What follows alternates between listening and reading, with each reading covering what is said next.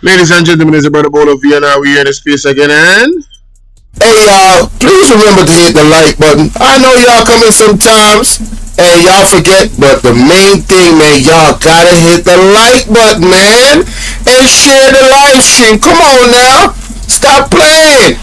Support, support, support. The like button is free, yeah? yeah, man, the like button is free, ladies and gentlemen. So in this one, there are some important key elements that was highlighted by real issues, real pertinent issues that is happening in Jamaica, ladies and gentlemen, that was highlighted by Mark Golden. These issues are factual, so for those, you need to be aware of these things, and some of you that you can relate, and you have to understand these things before you understand why it's necessary that we need some change in Jamaica. And this is just the information of what is happening, the problems. You have to know the problems before you can actually fix those problems. So let us go into that portion of it right here, ladies and gentlemen. This is for documentation purposes. I want to encourage everybody. March 31st is the deadline for you to be qualified or eligible to vote. So if you have not yet started that process, I want to encourage each and every one of you to make sure that you do. Whoever you're voting for is your business. The only thing I would say is that the change has to come from this government, all right? The one that's in power right now, we have to change from that. So whether you want to vote for the UIC, whether you want to vote for the PMP, whether you want to vote for an independent candidate to represent your constituents, whatever you want, make sure that you're eligible to vote, ladies and gentlemen. Without any further ado, let's get into it.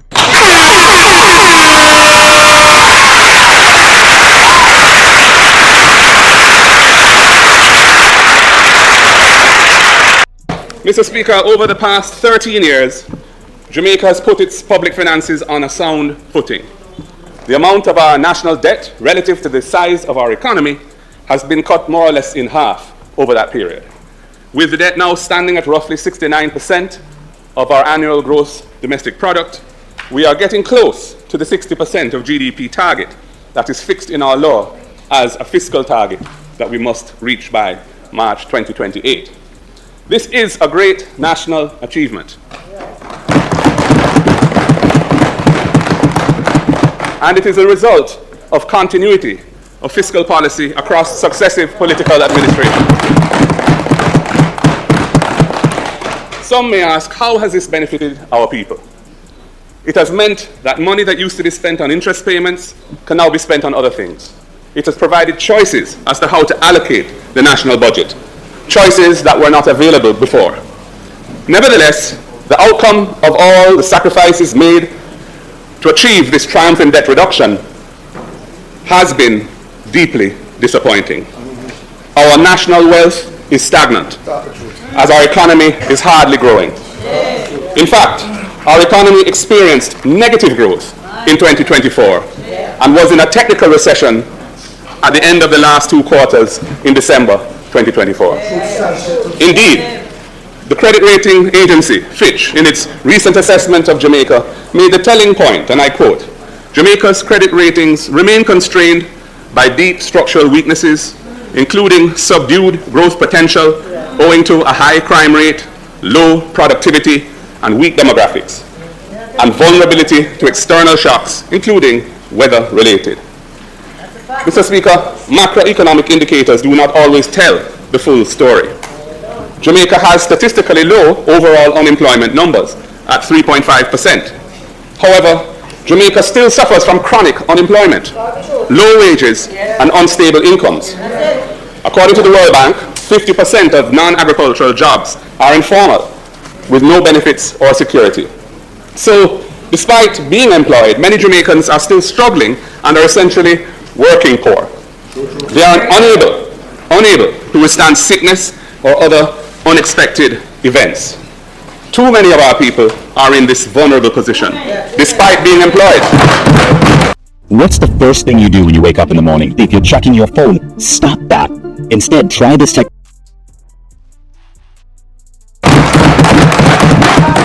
Many unexpected events. Too many of our people are in this vulnerable position, despite being employed. Many Jamaicans are unable to set aside any savings for the future, even though they have a job. Miss Pearl does some selling from a stall downtown. The official statistics consider her to be employed, but her earnings are modest, and she finds it hard to make ends meet. Due to the unstable nature of much of the employment from which the statistics are derived, many workers are effectively locked out of the housing market. Lending institutions are unwilling to extend mortgages to individuals whose employment situation is precarious. As pointed out last Thursday by our spokesperson for finance, this is reflected in the United Nations Food and Agricultural Organization, FAO, report. It says that 55%, i.e. more than half of Jamaicans, are facing moderate to severe food insecurity. Our people cannot afford to buy enough nutritious food to live a healthy life. People in Jamaica are skipping meals, forced to buy cheaper, less nutritious food. This state of food insecurity, Mr. Speaker, is reflected in adverse health outcomes. We have an epidemic of diabetes, many call it sugar, hypertension, many call it pressure, and far too many people are getting strokes.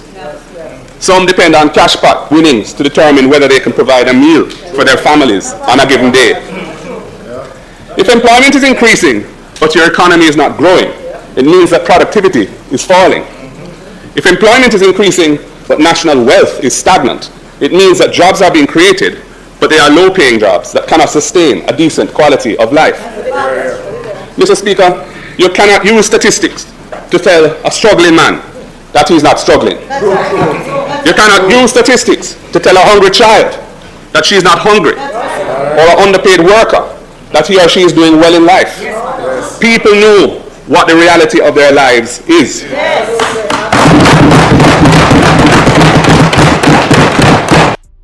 Now, I just wanted him to get there, but how many of you can share that experience, ladies and gentlemen, where you know there are a lot of people that actually, if they don't win cash pot, they on a daily, they have to go. That's how they put their food on their pot. It has become a skill set of survival for a lot of people. The index of people can't finding food. I mean, honestly, you know, Jamaicans are. You, the people out there that is listening right now to this, you know your situation. You know what it is. The government cannot tell you that you're living in prosperity when you actually know you can't even find food to put on your plate. And we are a proud people, so you don't go out advertising that. But where's the lie, ladies and gentlemen? Where's the lie? I thought this was supposed to be prosperity, right? But wow, it's literally poverty, isn't it? Let's continue. They know that the official statistics can't yam. Mr. Speaker, Jamaica has the second highest rate of brain drain in the world. The aspiration of most of our people is to migrate to other countries where there are better opportunities to step up in life. We struggle to keep our university graduates and other trained professionals here in Jamaica. Mr. Speaker, another area where the data confirm what we have been saying is in our trade deficit. We are not producing enough, either for our own use or to sell abroad. Jamaica has a massive chronic trade deficit. Imports of US $6.1 million annually, but exports of just $1.5 million in the first 10 months of 2024, that data is. This gap is mainly financed by remittances, money sent home by our family members in the diaspora who support their loved ones here at home. Now even that is under some threat with all the global uncertainties. Jamaica cannot plan its future based on such a deep reliance on remittances, which we do not control. We need to execute a strategy to reduce this vulnerability. Our main imports are oil and gas, which in 2023 was at US $3.8 billion. And they remain our main sources of fuel for electricity and transportation. And also food to feed our people and our tourist visitors at $1.6 million US in 2023 is on that list. Mr. Speaker, we must replace imported fuels as much as possible by renewable energy sources. like solar and hydro and wind that we are blessed with in abundance. Similarly, we must produce food here to rely less on imports from abroad. We need to grow the Jamaican economy so that everyone has the opportunity to earn a good life right here where we live.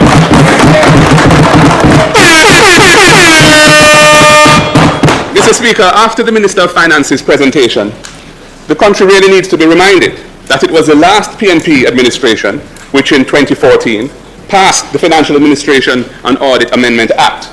It set the targets that now establish 60% of debt to GDP as something that we are required to meet by a prescribed date, and the rules and the formula in the fifth schedule to the Act that the government now uses to determine how much fiscal space they have. I chaired the Legislation Committee of Cabinet, which finalized the details of that Act, working with others, including the present Fiscal Commissioner, who was at that time a technocrat in the Ministry of Finance. It is that transformational legislative achievement that has guided the fiscal policy decisions that have resulted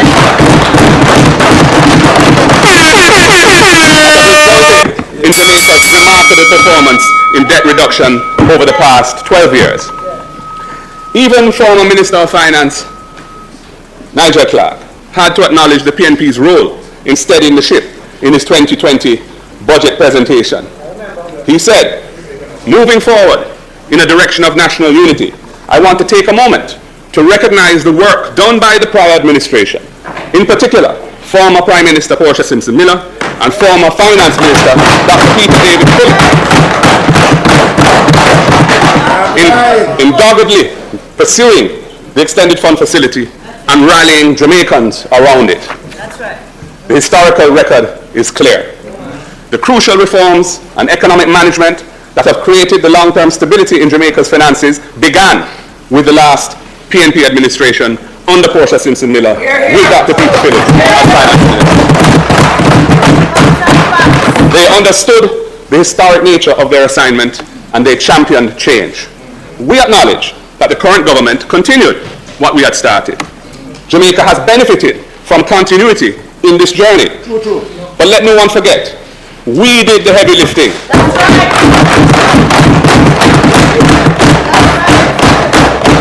We did the heavy lifting to take Jamaica out of a deep debt crisis. And we set Jamaica on a sustainable fiscal path. And this was after the JLP government of 2007 to 2011 couldn't cross it and run left it. Now, this right here, ladies and gentlemen, again, historical facts. What Portia Simpson Miller actually contributed to our economy, it should not be overstated or overlooked. Big up Mama P for her fiscal discipline and fiscal prudence. Big up, I think it's Peter Phillips, Dr. Peter Phillips. Big them up. Big up the entire team.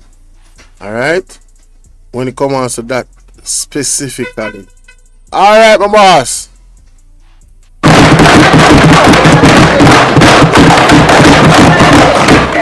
It was not in their DNA, right, Julian? On Thursday, our spokesperson for finance irrefutably established that Jamaica's tremendous achievement in public debt reduction is a PNP baby. We are proud of that achievement and that legacy, and we remain, most importantly, we remain fully committed to fiscal discipline.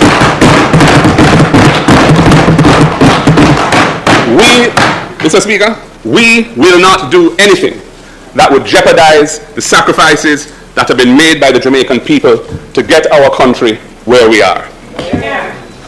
Mr. Speaker, the JLP government loves to refer to running with it. Why was that comment ever made 2 decades ago? The then finance minister was referring to the continuation of the construction of the East-West Highway from Mandela to Maypen, which the Jamaica Labour Party had opposed. So opposed to it were they that they disciplined the mayor of Spanish Town at the time, Dr. Ramos Notice, for attending the opening of that leg of the highway. But in what can only be called a supreme irony, they have extended the same highway to Williamsfield, and that same highway is now being sold on the market to raise money for this coming fiscal year's budget. Oh, what a tangled web Oh, what a tangled web they weave. No, this is very significant, ladies and gentlemen. No, hold on there. Embarrassing. We need some milk. No, seriously. How did we get here? That is funny, honey. This is bad That's enough. funny. Oh my God, that is funny. Look at Marky G. Marky G is laughing because it's comical. The same thing that you were going against is now you're going to now use it as an asset to fund your budget. These people either don't know what they're doing, they don't care to know what they're doing, they're negligent, they're incompetent. I could use so many adjectives, ladies and gentlemen, about this government.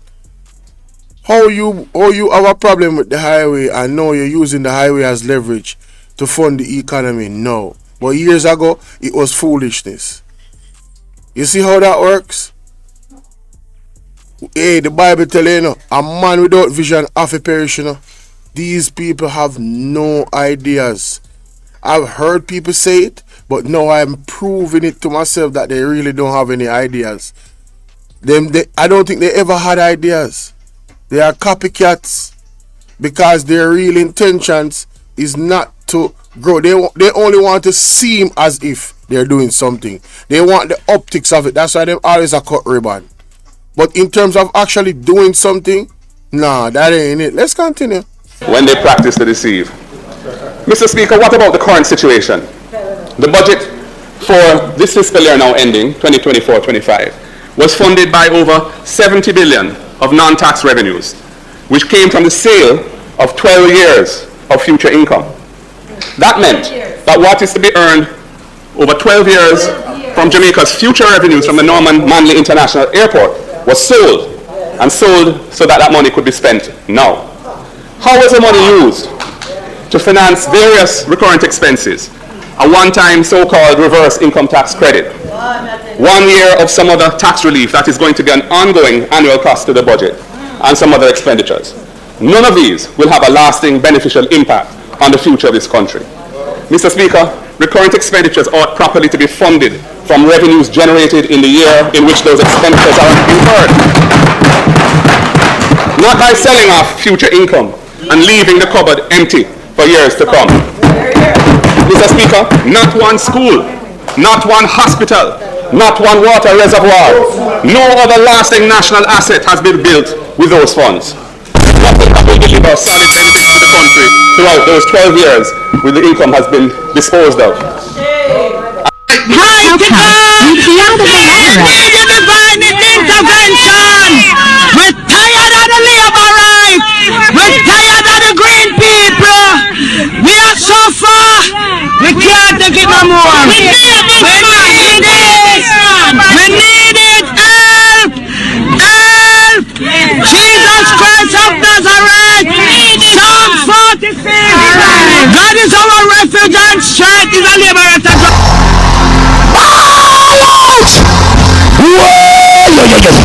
We need help, Jesus. Jamaica need help. Shift the parliament. Shift the election. Shift everything. Remove them out there. Take out the cockroach. Take out the thief. Take out the criminal them. Take out the thief them. Take out the murderer them. Take out the gang leader them. Out of parliament. Take them out from Portland. Take them out. I hear Portland. Never Portland. Why not travel to Portland? Take out somebody, man or woman. Now, when you're gonna take our money, our income, our this is just bad business management. This is basic. You do not take future revenue, ladies and gentlemen, and you did not invest it in building any infrastructure that is going to benefit the people of Jamaica, or to turn a profit to put back into the ticky, right? No way, shape, or form this $20,000 tax giveaway to what? Because an election year is coming to. Man, listen, Jamaica, all well-thinking Jamaicans, and the one them when I have no sense, seriously, need to step up on the game because this is really, really bad, you know. This is really, really bad. And Mr. Speaker, when you add to that the $9 billion expected from the sale of the government's remaining shares in Trans-American Highway, the highway which we built, it looks, sounds and smells like running with it to me. Yes. And there is more of this planned for this coming fiscal year. The revenue estimates for 2025-26, coming year, have $139.8 billion of non-tax revenues, including financial distributions of $66.2 billion. I inquired of the Ministry of Finance as to the composition of the $66.2 billion of financial distributions. And I was told that, and I quote, the major sources are the National Housing Trust and the monetization of contractual cash flows. Well, Mr. Speaker, we know that the government is still taking the $11.4 billion out of the National Housing Trust each year. And this is despite the current Prime Minister, when he was opposition leader, committing in 2013 to amend the law and ring-fence the funds for its primary purpose. Do you recall that, Mr. Prime Minister? Let me remind you of your words. In an All Angles interview in 2013, you were asked, is it your belief in principle that the funds of the National Housing Trust should be ring-fenced exclusively for the benefit of NHT contributors? And Mr. Prime Minister, you answered saying it should be ring-fenced to use for the objects and purposes of the legislation. Well, that never happened, and you're still taking it to fund annual budget of the country. Mr. Speaker, if 11.4 billion of 66.2 billion is being taken from the NHT, then the other 54.8 billion must be from the so-called monetization of cash flows. I inquired further of the Ministry of Finance, and it has been confirmed that another large sale of future income is to take place in the coming year. However, despite my asking, no further details have been provided. Clearly, Mr. Speaker, this will be another run-with-it transaction, selling off future revenues to fund expenditures for this year's budget. In other words, further emptying the cupboard in the coming years with nothing lasting to show for it. This is not sound fiscal management.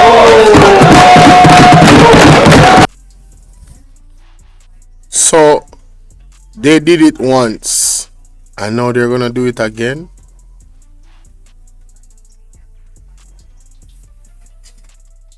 What can go so? What can go so? What can go so? Well, final answer to the people of Jamaica. We're at a tipping point. One thing that Richard Pondo, CEO of Fiscal, said to me today, that he can't understand why everybody's so silent and why the people are so silent and I take all of this problem. And that's why I say we want the people of Jamaica to rise up and rise up and make the man them know. So we know that we're in a crisis and we're not tolerating those things anymore. Something not right now, wisdom warriors. Something is not right. Tell about them. So there's a way, and I have to touch it quickly on those things. I mean, there's a lot. I could speak on every area. I mean, it's agriculture and many other things. But essentially, we have a very difficult task ahead of us. You know? But if Jamaica doesn't get a change of government now, I don't know what kind of state we're going to be. You know, because we have a corrupt government. To the contrary, it is playing fast and loose with the future of the country. To show for it. This is not sound fiscal management.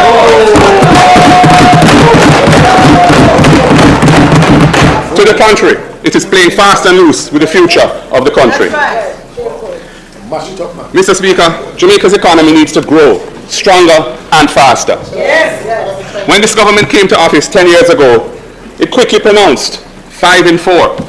5% growth that would be achieved by the end of 4 years. You set up a ministry precisely named for achieving that. And you even had some economic ambassadors. Mr. Speaker, all this has been a colossal failure. Jamaica's annual growth rate from 2016 through 2019 was very sluggish, approximating just 1% per annum. We had the COVID hit, and then we had a short-lived post-recovery bounce after COVID. But the downward trajectory of growth has recommenced from the beginning of 2022. There was negative growth, as I've said, for the entire year of 2024, and we ended the year in a technical recession, there being 2 consecutive quarters of negative growth. And I don't see why people are trying to deny that that is the case. I mean, it's just a technical definition and it's reality. The government blames the negative growth in 2024 on Hurricane Beryl, which caused approximately 2% of GDP in damage to the country. and some subsequent heavy rainfall. But the truth is that that really can't spin, Mr. Speaker, because several of our Caribbean neighbors, who in relative terms were hit even harder by burial, have been able to achieve economic growth of over 4% in 2024. The unacceptable situation is that Jamaica has lower growth rates than any other country in the Caribbean except Haiti, and Haiti has a unique set of challenges. So, after 9 years of this government, we have an economy stagnating like molasses, negative growth last year, a technical recession in the second half of the year, high cost of living, low standard of living, more people in low-paying jobs, brain drain like a runaway train, a chronic trade deficit, and the spending of future revenue that will leave the cupboard empty. Embarrassing! We need some milk!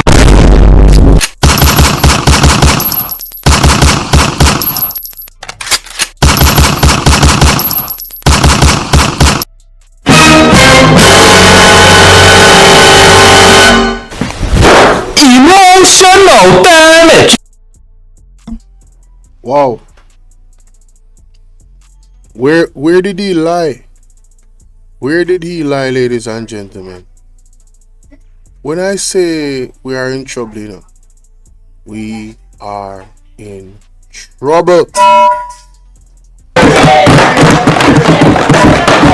The undeniable facts are that this government has mismanaged the economy and has failed to build on the strong growth,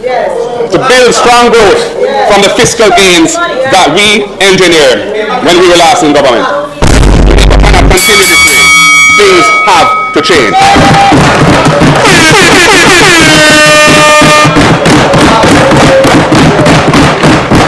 Mr. Speaker, when we speak about change relating to the national development of the country, we know that it's a process. Change requires a vision. I stand on the shoulders of those who led the party that I now lead. They were champions of change, steering this nation to independence in the case of the Right Excellent Norman Washington Manley, and through the choppy waters of national development. Now, ladies and gentlemen, you know, that is part one, outlining the many issues. Wow, the many issues that we have and challenges that we have here in Jamaica. And I want you guys to start up the comment section. And you know, listen, I understand that people have pride, but can we be honest? Can we just be honest, ladies and gentlemen, about the situation and our situation? You know, much people calling me and crying to me. Not necessarily crying, but them really bawling out, you know. Them really bawling out. It's a very, very sad situation that a lot of people is in.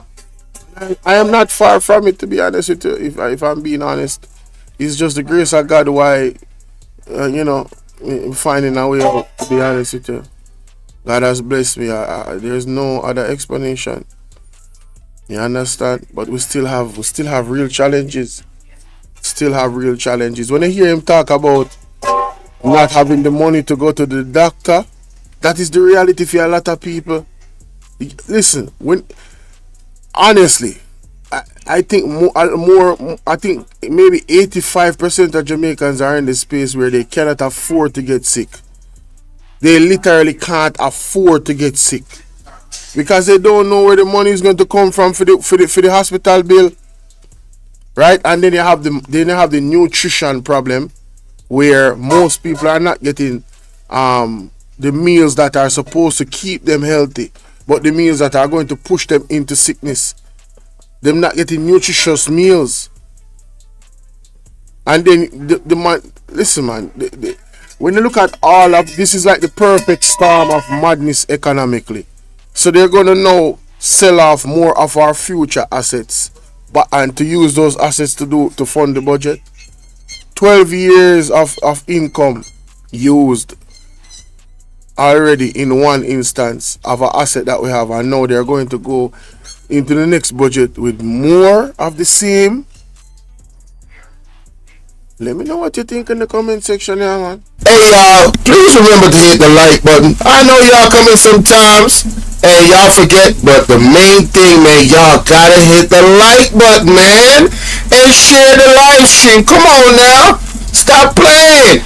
Support. The like button is free, heard?